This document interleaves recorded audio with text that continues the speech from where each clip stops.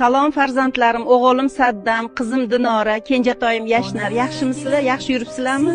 Dadajonisiz, siz ham yaxshimisiz? Farzandlarimiz sizni qiynab qo'rmadimi? Mana 9 yildirki men sizlarni Allohimning uyidan kuzatib turibman. Dadajonisiz, sizni yoningizda bo'la olmaganim uchun, ko'z yoshlaringizni arta olmaganim uchun meni kechiring. O'g'lim Saddam, sen yaxshimisan? O'g'ling Muhammad Yasin ham yaxshimi? Qizim Dinora, sen yaxshimisan? Mendan keyin qiynalmayapsanmi? Turmushga chiqibsan, farzandlaring Abdulloh, qizing Rayyona yaxshimi?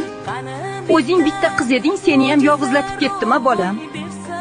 Dardlashgani hech kimim yo'q deb o'ksinma, men hamisha sen bilanman. Yashnar, yaxshimisan?